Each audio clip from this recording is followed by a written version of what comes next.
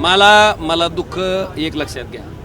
सन्माननीय उद्धवजी, सन्माननीय आदित्यजी आणि बाळासाहेबांच्या कुटुंबाबद्दल माझं कधीच एक शब्द अवाक्षर जाणार नाही, गेलेलं नाही. पण दुर्दैवानं माझी इंटरव्ह्यू छापली तुम्ही. ठीक आहे, मी बोललो असेल तर तुम्ही छापा, पण न बोलता तुम्ही जर माझी इंटरव्ह्यू तशा पद्धतीने छापणार असाल, मला वाटतं त्या गोष्टीचं मला प्रचंड दुःख आहे, वेदना आहे. मी एक लक्षात घ्या, साधा विषय सांगतो. लोकसभा असेल, विधानसभा असेल, ह्या निवडणुकीमध्ये निश्चितपणे लोक पाठीशी राहील.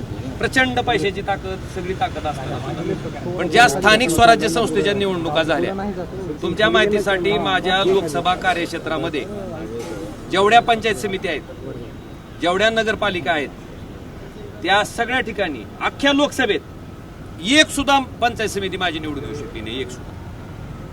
एक सुद्धा नगरपालिका माझी निवडून येऊ शकली.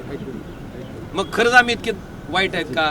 मी असेल, आमदार कैलास पाटील असतील, प्रवीण स्वामी असतील, सोपल साहेब असतील, आम्ही 24 तास लोकांसाठी देतो. तुम्ही लोकांना विचारा, मी म्हणतोय म्हणून माझ्या शब्दावर विश्वास ठेवू नका. आम्ही लोकांसाठी उपलब्ध आहेत का नाही, आम्ही त्यांच्यासाठी काम करतो का नाही. मग अशा परिस्थितीत मशाल ह्या चिन्हावर उभारलेल्या आमच्या लोकांना पराभवाचं तोंड का बघावं लागलं? आणि इतकं वाईट, माझा आज सोमनाथ गुरव नावाचा कार्यकर्ता धाराशिवमध्ये निवडणूक लढत होता, 3ऱ्या नंबरला जावं.